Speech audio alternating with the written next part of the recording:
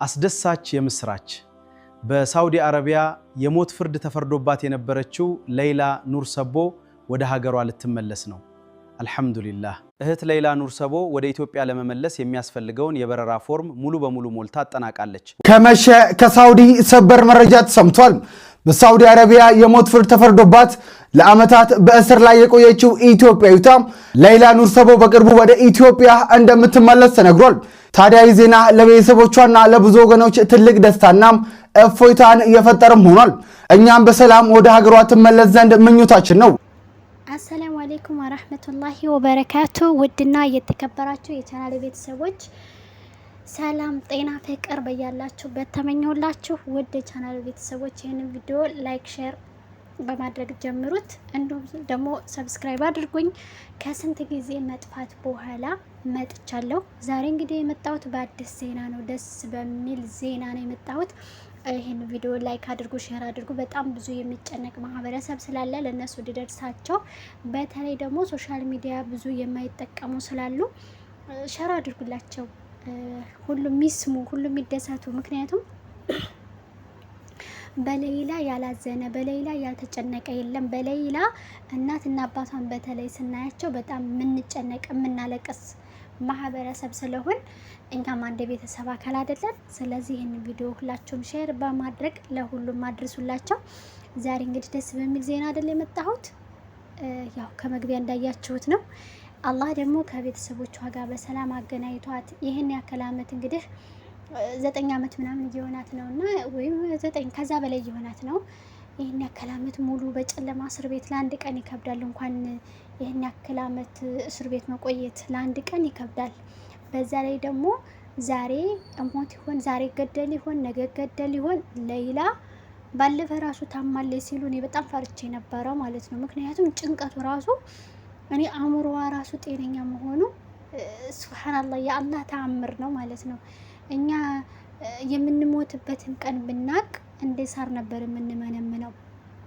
ግን አላህ ሱብሃነሁ ወተዓላ የምንሞትበትን ቀን አላሳወቀንም እንጂ አለዛ በቃ ይሆናል አይደለ? ሶላት ከሰገርን ከዛው ከመስጂዳችን ላይ አንነሳ። ምክንያቱም በቃ የሚገጥመንን ነገር አናቅም። እዛው ዱዓ ስናደርግ እዛው በቃ አላህ ጋር ስናወራ ስንነጋገር በቃ እዛው እንውላለን እዛው እናድራለን ማለት ነው። ሌላ ስራ አንሰራም ነበረ። ግን አላህ የምንሞትበትን ቀን አላሳወቀንም።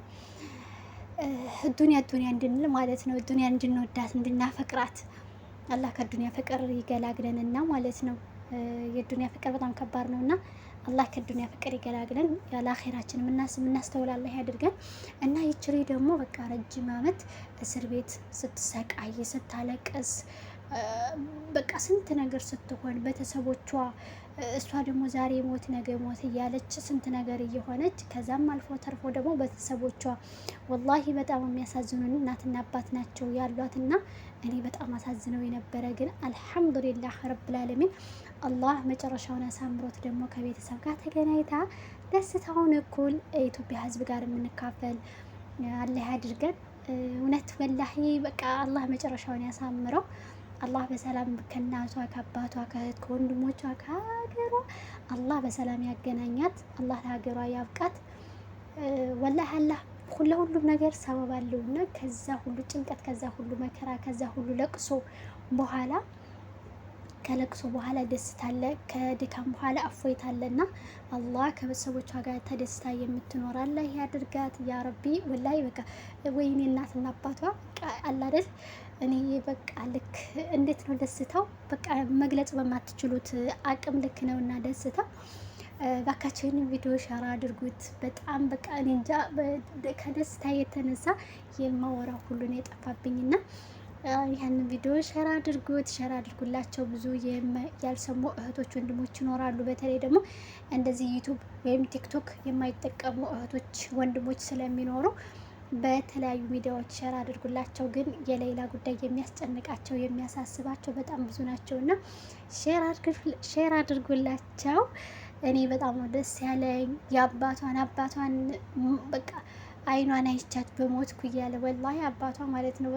ባለፈ ራሱ የመጨረሻ ጊዜ ላይቭ ላይ ወጥተው ነበርና በጣም ነው ያሳዘኑኝ። በጣም በቃ በጣም እንደ ቤተሰቦቿ በቃ ዛሬ ምን እንሰማ ይሆን ነገ ምን እንሰማ ይሆን ይሄን ያክል አመት ሙሉ በልጃቸው ተሰቃይተው በልጃቸው አንዳንድ ጊዜ እኮ ሞት ፈርድ ነው። በቃ ሞት ፈርድ ነው። ሞታለች ከተባለ በቃ እንደማያገኟት መልሰው እንደማያገኟት መልሳ እንደማትመጣ አእምሯቸውን ያሳምኑታል። ነገር ግን የእሷ ደግሞ ትመጣለች ተብሏል። ከዛ እንደገና ደግሞ በቃ ሁለት አይነት ነው።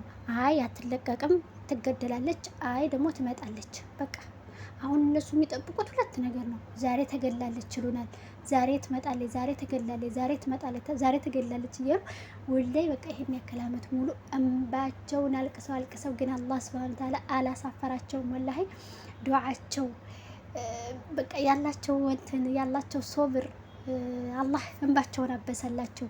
አላህ ደግሞ እስከ መጨረሻው ድረስ እንደው ልጃቸው በሰላም ገብታ የሚደሰቱ አላህ ያድርጋቸው። አንዳንድ ጊዜ የሰብር ማድረግ ዋጋ አለውና ሰብር በማድረጋቸው በቃ እንጃ አላህ መጨረሻውን ያሳምርላቸው። ወላሂ በጣም ደስ ያለኝ ይሄን ቪዲዮ ሁላችሁም ላይክ አድርጉ፣ ሼር አድርጉ። እኔ በጣም ደስ ብሎኛል። እንኳን ደስ አላችሁ ውድ ቻናል ቤተሰቦች። በሌላ ነርሶ በጉዳይ ያላለቀሰ የለም ያላዘነ የለም እና ይህንን ቪዲዮ ሁላችሁም ሼር አድርጉ።